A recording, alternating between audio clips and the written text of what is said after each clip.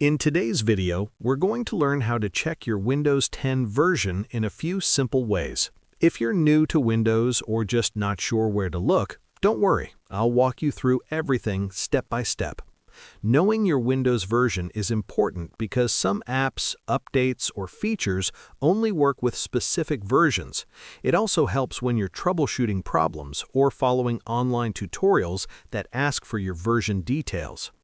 Let's start with the first and most beginner-friendly method, using the Settings app. First, click on the Start menu at the bottom left of your screen. From there, select Settings. When the Settings window opens, click on System. This section controls many of the core features of your computer. Now, scroll down the menu on the left and click on About. Once you're here, look for the section called Windows Specifications. This area shows important details like your Windows edition, version, and build number. These are the key pieces of information most guides and support teams ask for. Take a moment to look them over. You don't need to change anything here.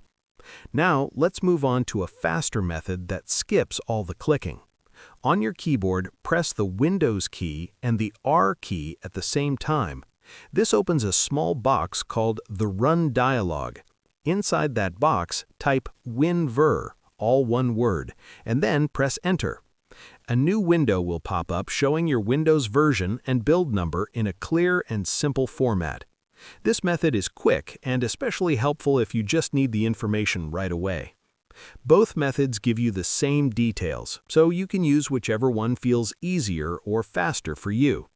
If you're just starting out, the Settings method is great. If you want speed, the winver shortcut is the way to go. And that's how you check your Windows 10 version. Share this video and subscribe for more helpful tutorials.